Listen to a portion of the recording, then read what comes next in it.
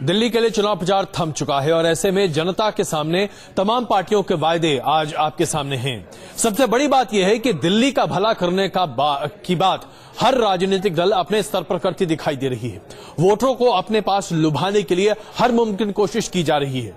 लेकिन क्या वाकई में तमाम राजनीतिक दल जो आज अपनी सरकार बनाने का सपना देख रहे हैं दिल्ली में, आम आदमी के लिए बात करते हुए भी दिखाई दे रहे हैं? आइए सबसे पहले हम आपके सामने ये कहें कि आज हम 10 बड़े मुद्दे आपके सामने पेश करने जा रहे हैं। वो 10 मुद्दे जो आज तमाम राजनीतिक दल अपने हिसाब से सबसे बड़े मानते दिखाई देते हैं। और उनमें सबसे बड़ा मुद्दा क्या है आज दिल्ली में? दिल्ली में सबसे बड़ा मामला और सबसे बड़ा मुद्दा माना जाता है किस तरीके से अनऑथराइज्ड कॉलोनी और झुग्गी झोपड़ियों को रेगुलराइज करने की बात कही जाती है। 28 लाख झुग्गी झोपड़ी और अनऑथराइज्ड घर दिल्ली में आज की तारीख में मौजूद हैं। हम इसमें बस आपके सामने यह तस्वीर रखना चाहते हैं कि भारतीय जनता पार्टी कहती है कि 2022 तक इन तमाम घरों को पक्का बना दिया जाएगा। आम आदमी पार्टी का भी यह कहना है कि 2019 तक इन तमाम घरों को पक्का कर दिया जाएगा। अब सवाल यहां पर यह उठता है कि पक्का करने में कितनी रकम खर्च करनी पड़ेगी। अगर एक LIG का मकान बनाया जाए तो कम से कम 5 लाख रुपए उसमें अनुमानित खर्च आता है। उसके साथ साथ आप उसमें पानी की पाइपलाइंस जोड़ दीजिए, जो कि अनऑथराइज्ड कॉलोनीज में पानी की पाइपलाइंस नहीं है। सीवेज की पाइपलाइन डालनी पड़ेगी। बिजली की आपूर्ति के लिए वहां पर व्यवस्था ठीक तरीके से करनी पड़ेगी। यानी कि अगर इस पूरे आंकड़े को आप जोड़ दें तो 28 लाख मकानों को बनाते बनाते दिल्ली की सरकार को अगर उन्हें पक्का कर दिया जाए तो 2.25 लाख यानी कि 2.25 लाख करोड़ खर्च करने पड़ेंगे। सवाल यह उठता है कि पूरी की पूरी दिल्ली सरकार के पास पूरी तरीके से 37,000 करोड़ से ज्यादा का बजट नहीं है, जिसमें पूरे दिल्ली का साल भर का खर्च चलता है। ऐसे में 2.25 लाख करोड़ रुपए कहां से आएंगे, इस बारे में कोई भी बात करने को तैयार नहीं होता दिखाई देता। न भारतीय जनता पार्टी, न आम आदमी पार्टी, न कांग्रेस और न ही कोई और दल। सवाल यह उठता है कि इस तरह के वायदे आज क्यों किए जाते हैं। आइए आपके सामने दूसरा बड़ा मसला पेश करते हैं। दूसरा बड़ा मसला क्या है आज दिल्ली वालों के सामने? दिल्ली वालों के सामने दूसरा बड़ा मसला है पानी का। पीने के लिए साफ स्वच्छ पानी दिल्ली वालों को नसीब नहीं होता दिखाई देता। जो पानी का मीटर है उसका कनेक्शन घरों में नहीं है और जिन जगहों पर पानी नहीं मिल पा रहा वहां टैंकरों से पानी पहुंचाई जाती है। आम आदमी पार्टी का कहना है कि वो हर घर को 666 लीटर पानी मुफ्त प्रतिदिन दिया करेगा और अगर उससे 5 लीटर पानी भी आपने ज्यादा खर्च कर दिया तो आपको पूरा बिल चुकाना पड़ेगा। अगर इसी हिसाब से हम देखें, सिर्फ इस पानी पर 900 करोड़ रुपए का खर्च करना पड़ेगा दिल्ली के सरकार को।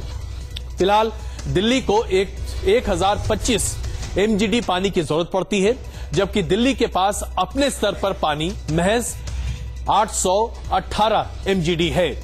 यानी कि दिल्ली में जबरदस्त तरीके से पानी की कमी है। 1994 में ही यमुना में 214 करोड़ की लागत से 2 बांध बनाने का प्रस्ताव रखा गया था ताकि दिल्ली में पानी की समस्या को दूर किया जा सके, लेकिन अब तक ये बांध बने नहीं हैं। इसी तरीके से दिल्ली जल बोर्ड के पास कुल 9 वाटर ट्रीटमेंट प्लांट हैं, जिनमें से 6 वाटर ट्रीटमेंट प्लांट अभी तक सप्लाई पूरी कर रहे हैं, लेकिन बाकी अभी तक नहीं चल पा रहे। इन 6 वाटर ट्रीटमेंट प्लांट से 690 मिलियन गैलन पानी का ट्रीटमेंट किया जाता है।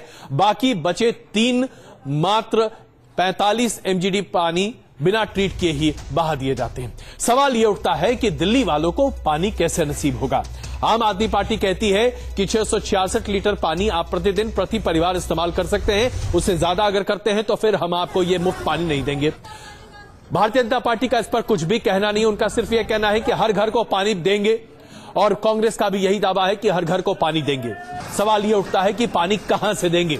यह पानी दिल्ली के पास नहीं है। मुद्दे तो यही हैं, बट डिपेंड करता है कि ये लोग कितने खरे उतरते हैं इन मुद्दों पर।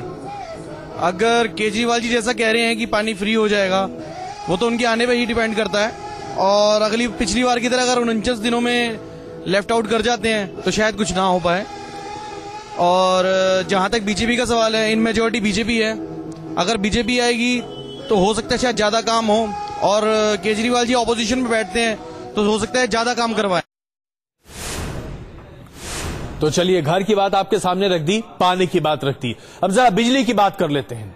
बताया जा रहा है भारतीय जनता पार्टी कहती है 24 घंटे बिजली की सप्लाई दी जाएगी। आम आदमी पार्टी कहती है कि 50% बिजली के मीटरों के बिल में कटौती कर दी जाएगी।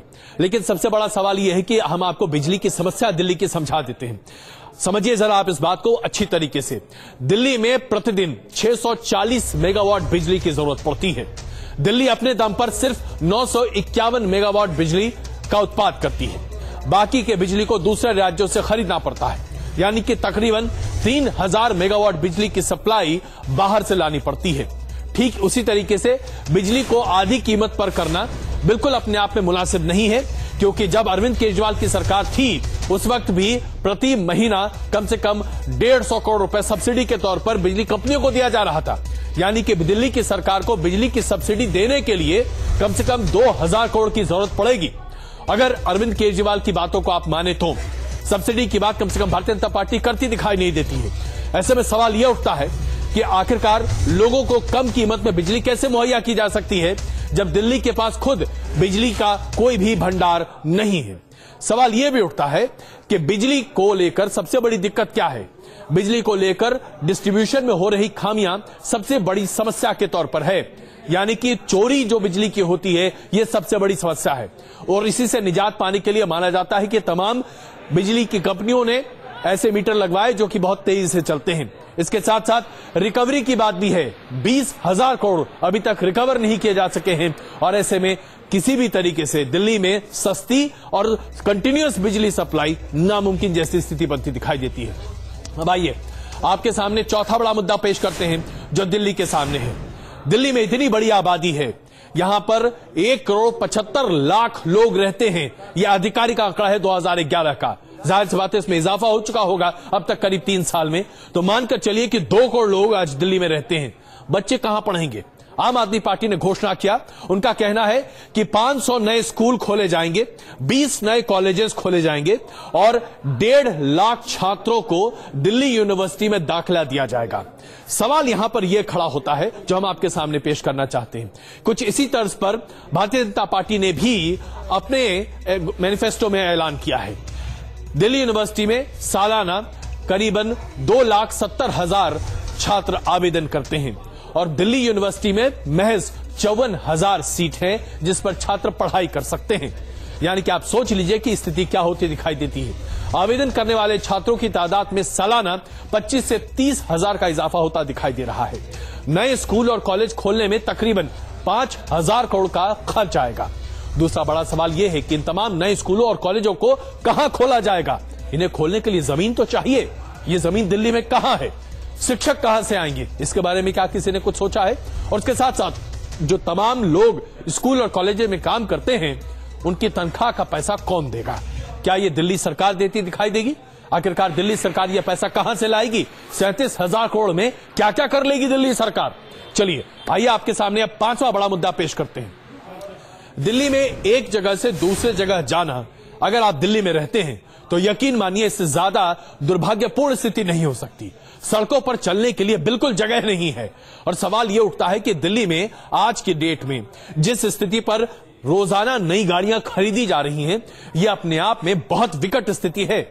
दिल्ली में फिलहाल 11,000 सार्वजनिक बसें चाहिए जिसके आधार पर डीटीसी सही तरीके से बसों की सर्विस ठीक कर सकती है। डीटीसी के पास महज 5,000 बस हैं जिसमें से 1,200 बसें समय सीमा पूरी कर चुकी हैं। दिल्ली को करीब 1.5 लाख ऑटो रिक्शा की जरूरत है और इतना ही नहीं, जितनी गाड़ियां दिल्ली की सड़कों पर उतरती हैं, अगर वो तमाम गाड़ियां सड़कों से जब तक नहीं हटती हैं या उन्हें कम नहीं किया जाता, दिल्ली से जाम की स्थिति बिल्कुल ठीक नहीं की जा सकती। दिल्ली में मेट्रो प्रोजेक्ट करीब 1.5 साल पीछे जा चुके हैं। मोनो रेल का सपना अभी तक सिर्फ सपना ही है और करीब 3,000 करोड़ रुपए की इसके लिए भी जरूरत है। पिछले 1 साल में दिल्ली में एक भी नया फ्लाईओवर का काम नहीं शुरू किया गया है। दूसरी तरफ हर महीने दिल्ली की सड़कों पर तकरीबन 30,000 नई गाड़ियां उतरती हैं। आप क्या अंदाजा लगा सकते हैं कि दिल्ली में दरअसल लोग सड़कों पर नहीं चलते बल्कि सड़क गाड़ियों पर चढ़ती दिखाई देती है। सारी कंसिडरेशंस ये है कि स्टूडेंट्स को कितना बेनिफिट हो रहा है। मैं चाहता हूं कि पब्लिक ट्रांसपोर्ट सुधर जाए एंड हमें वाईफाई मिल जाए स्टूडेंट्स को, तो रेगुलर कोई प्रॉब्लम ना आए। एंड बाकी जैसे लाइब्रेरीज हमारे एरिया में, जैसे मैं सरोजिनी नगर से बिलोंग करता हूँ, तो 4 सेक्टर्स में सिर्फ एक लाइब्रेरी है, तो वहां लाइब्रेरीज कुछ ज्यादा हो जाए। और आइए अगला बड़ा मुद्दा जो दिल्ली के लिए बहुत महत्वपूर्ण है अब आपके सामने पेश करते हैं। दिल्ली में अस्पताल न के बराबर हैं। जहां 2 करोड़ लोग रहते हों वहां पर दिल्ली में कितने अस्पताल है आप जानते हैं? प्राइवेट अस्पतालों का जिस तरीके से अंबार लगा हुआ है उसी वजह से आज सरकारी अस्पतालों की यह स्थिति बनती दिखाई दे रही है। सरकारी अस्पताल में जांच कराने अगर आप जाएं तो जाहिर सी बात है वहां से मरकर ही आदमी वापस आता है, जिंदा वापस आए ऐसे बहुत कम लोग होते हैं। प्राइवेट अस्पताल में जाइए तो वहां पर घर बिक जाता है लेकिन इलाज नहीं हो पाता। आखिरकार दिल्ली में लोग करें तो क्या करें? दिल्ली में हर 5 किलोमीटर पर 15 बिस्तर वाला अस्पताल बनवाया जाएगा ऐसा कहा जा रहा है। तमाम राजनीतिक दलों का यह ऐलान है। तो तकरीबन 1000 अस्पताल बनवाने पड़ेंगे जिस पर तकरीबन 3000 करोड़ का खर्च आएगा। ठीक इसी तरीके से 900 प्राइमरी अस्पतालों को भी बनवाना पड़ेगा जिस पर तकरीबन 1500 करोड़ रुपए का खर्च आएगा। करीब 150 करोड़ के खर्च के बाद Rajiv Gandhi super speciality hospital बनवाया गया और जनकपुरी सुपर स्पेशलिटी हॉस्पिटल पिछले 16 साल से शुरू होने के लिए इंतजार कर रहा है। मौजूदा अस्पतालों की हालत दिल्ली वालों को जिस तरीके से पता है उसके बारे में हम क्या कहें। उन अस्पतालों में जिंदगियां नहीं मौत बता करती हैं। अब ऐसी स्थिति में आज दिल्ली वालों के सामने सबसे बड़ी दुर्भाग्यपूर्ण स्थिति क्या है? आपके पास सरकारी अस्पताल है नहीं जहां आप अपना इलाज करा सकते हैं। आपके पास प्राइमरी हेल्थ सेंटर्स नहीं है। आपके पास छोटे अस्पताल नहीं है जहां पर आपको छोटी सुविधाएं भी मिल सके। तो फिर आपके पास एक ही रास्ता बचता है कि आप किसी भी तरीके से अपना घर बार बेचिए और प्राइवेट अस्पतालों में अपना इलाज करवाइए। इसके साथ साथ जो एक और बड़ी समस्या जिसके लिए हर राजनीतिक दल के पास कोई ना कोई रास्ता है, कोई ना कोई सुझाव है। कोई एप्लीकेशन की बात करता है, कोई मोबाइल बात करता है, कोई सीसीटीवी कैमरे पूरे दिल्ली भर में लगाने की बात करता है। लॉ एंड ऑर्डर, अपराध। क्या आप अंदाजा लगा सकते हैं कि दिल्ली में अपराध कितने बड़े पैमाने पर होता है? 2014 में हम आपके सामने आंकड़े पेश कर रहे हैं। चोरी की 450% से ज्यादा घटनाओं में इजाफा होने की बात समझ में आई है। महिलाओं के प्रति अपराध में भी दिन ब दिन कितनी इजाफा हो रहा है आपके सामने पेश कर रहे हैं। 2013 में जहां 1571 रेप की घटनाएं हुई थी वहीं 2014 में यह आंकड़ा बढ़कर 2070 हो गया। तो क्या महिलाएं वाकई में महफूज हैं दिल्ली में? क्या नए ऐप लॉन्च कर देने से, दिल्ली में सीसीटीवी कैमरा लगा देने से दिल्ली में महिलाओं के ऊपर हो रहे अत्याचार बंद हो जाएंगे? क्या ये जो तमाम अपराध की घटनाएं दिल्ली में हो रही हैं लगातार, क्या ये बंद हो जाएंगी? जिस तरीके से सड़क हादसे में और गलत तरीके से लोग मारे जाते हैं, क्या ये बंद हो जाएगा? बिल्कुल नहीं हो सकता। इसलिए क्योंकि दिल्ली में 3 तरह से 3 राज्यों की सीमा पड़ती है, हरियाणा, उत्तर प्रदेश और राजस्थान। ऐसे में सीमावर्ती इलाके में दिल्ली में कोई भी व्यक्ति घुस सकता है, अपराध कर वापस दूसरे राज्य में पहुंच जाता है। और आप भी जानते हैं कि एक राज्य में अपराध कर दूसरे राज्य में भागने वाले व्यक्ति को पकड़ पाना नामुमकिन नहीं, असंभव है। ऐसी स्थिति में क्या दिल्ली को वाकई में आप महफूज कर सकते हैं? क्या दिल्ली में क्राइम रेट आप कम कर सकते हैं? सवाल बिल्कुल आप जानते हैं, नहीं, ऐसा संभव नहीं है। महिला सुरक्षा बहुत ही अहम मुद्दा है। जो पिछले 2 सालों में महिलाओं के लिए जो घटनाएं दिल्ली में हुई है वो बहुत ही निंदनीय रही है। लेकिन सवाल इस बात का है कि कोई भी गवर्नमेंट आती है, इतनी बड़ी दिल्ली क्षेत्र है, सबके साथ इस तरह से होता है तो पब्लिक को भी आगे आना पड़ेगा। एक्चुअली मेरी तरफ से मेन ये है कि हाँ, स्टूडेंट्स को इतनी चीजें प्रोवाइड नहीं होती है, हर चीज में बहुत ज्यादा कंपटीशन है। एंड सेकंड थिंग इज कि गर्ल्स को बिल्कुल भी सिक्योरिटी कहीं पे भी नहीं है। इवन जहाँ पे पुलिस वगैरह होगी वहाँ पे भी नहीं है। सीसीटीवी नहीं है, लोगों के ऊपर वो होना, अपने खुद की रिस्पॉन्सिबिलिटी होनी चाहिए कि हम लोगों को ऐसे काम नहीं करना कि मॉनिटरिंग भी अगर खुद से लोग सोचे तो उतनी मॉनिटरिंग की भी जरूरत नहीं पड़ेगी। मेरे हिसाब से सबसे बड़ा मुद्दा सुरक्षा है एंड ये मोस्ट इम्पोर्टेंट मुद्दा है बिकॉज आजकल औरतों को बाहर जाने से 8-9 बजे के बाद औरतें बाहर नहीं जा पा रही हैं एंड इसको अगर जो भी सुधार सके। 2 दिल्ली पुलिस स्टेट गवर्नमेंट के अंडर में नहीं आती है, बट उसके बावजूद स्टेट गवर्नमेंट की जिम्मेवारी बनती है कि ऐसी इंफ्रास्ट्रक्चर बनाए जिससे नॉन पुलिस इंफ्रास्ट्रक्चर बनाए। सिक्योरिटी, सुरक्षा ही सबसे इम्पोर्टेंट है क्योंकि अभी जो रीसेंट केसेस दिल्ली में हुए हैं उस हिसाब से बहुत ही अनसेफ जगह है। इवन रिपोर्ट्स वगैरह में भी आया कि it is very unsafe.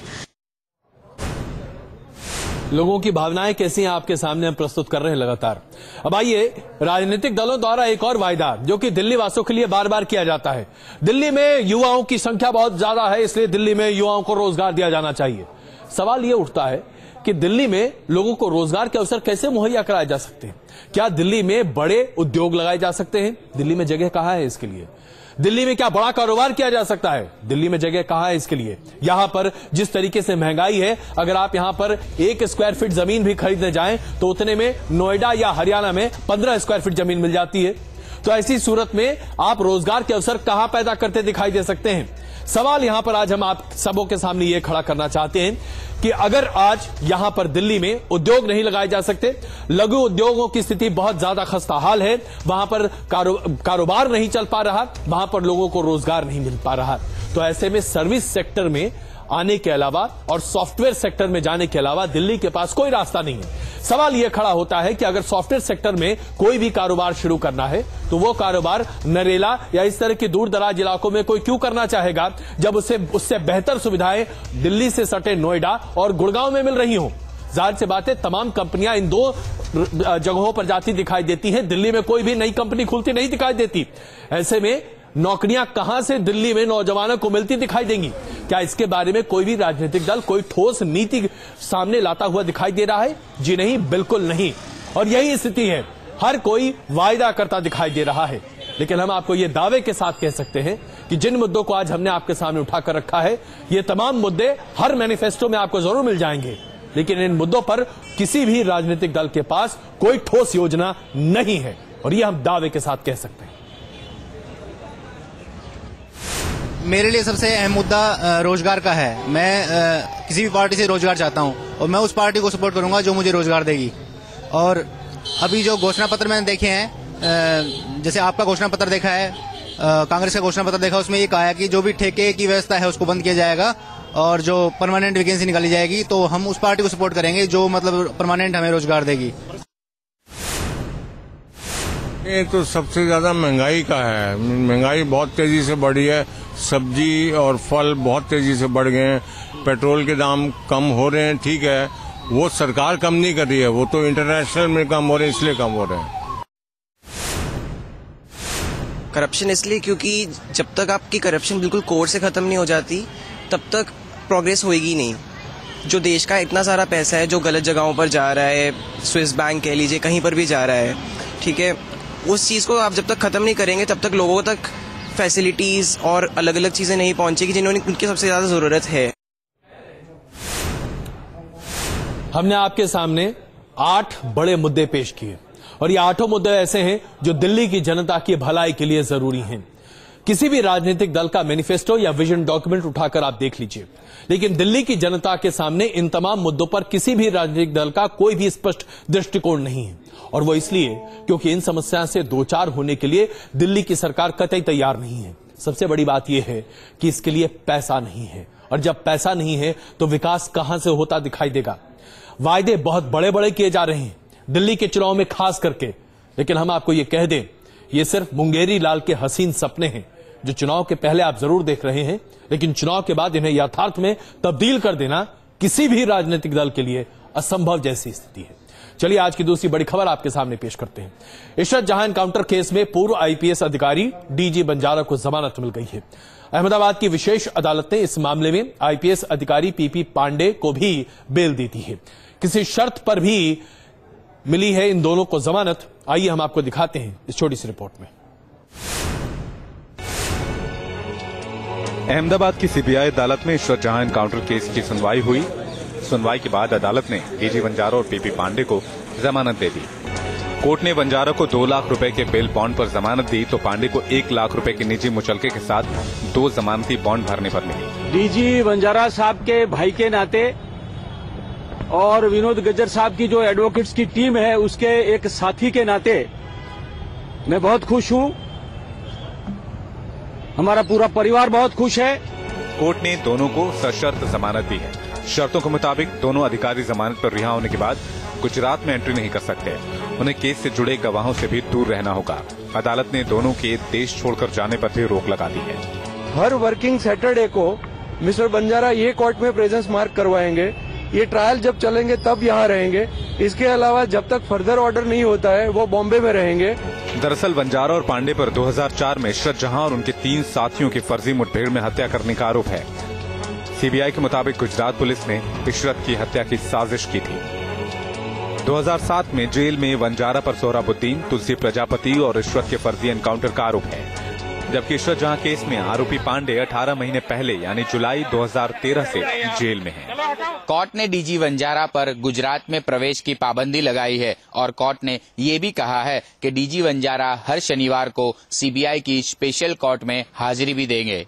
Ahmedabad से हितल खत्री के साथ Purav Patel, News Nation. Delhi police ने सुनंदा पुष्कर मर्डर केस की जांच तेज कर दी है। इस मामले की जांच कर रही एसआईटी ने सुनंदा पुष्कर के बेटे शिव मेनन से पूछताछ की है। वक्त दोपहर 1:20, जगह एसआईटी दफ्तर, वसंत कुंज। सुनंदा पुष्कर के बेटे शिव मेनन एसआईटी दफ्तर पहुंचे तो वहां मीडिया का जमावड़ा लगा था। पुलिस की टीम फौरन उन्हें अंदर ले गई, जहां अधिकारियों ने उनसे कई सवाल जवाब किए। मसलन सुनंदा की रहस्यमयी मौत से पहले के हालात क्या थे, उनकी सुनंदा से आखिरी बात कब हुई थी, क्या सुनंदा किसी वजह से तनाव में थी। उनसे हमने बेसिकली जो बैकग्राउंड है, क्योंकि he has been talking to his mother, तो उनकी मां से क्या बातचीत हुई इस बारे में हमने जानकारी प्राप्त करने की चेष्टा की है। सुनंदा की मर्डर मिस्ट्री सुलझाने में जुटी एसआईटी की टीम अब तक सुनंदा के पति और कांग्रेस सांसद शशि थरूर से पूछताछ कर चुकी है। साथ ही सुनंदा के कुछ दोस्तों से भी पूछताछ की गई है। 52 साल की सुनंदा पुष्कर की 17 जनवरी 2014 के दिल्ली के एक होटल में संदिग्ध हालात में मौत हो गई थी। एम्स के मेडिकल बोर्ड की रिपोर्ट के बाद पुलिस ने हत्या का केस दर्ज किया और मामले की जांच के लिए एसआईटी बनाई गई। Rumanullah Khan, News Nation, Delhi. Nation में आज के लिए बस इतना ही। लगातार देखते रहिए न्यूज नेशन।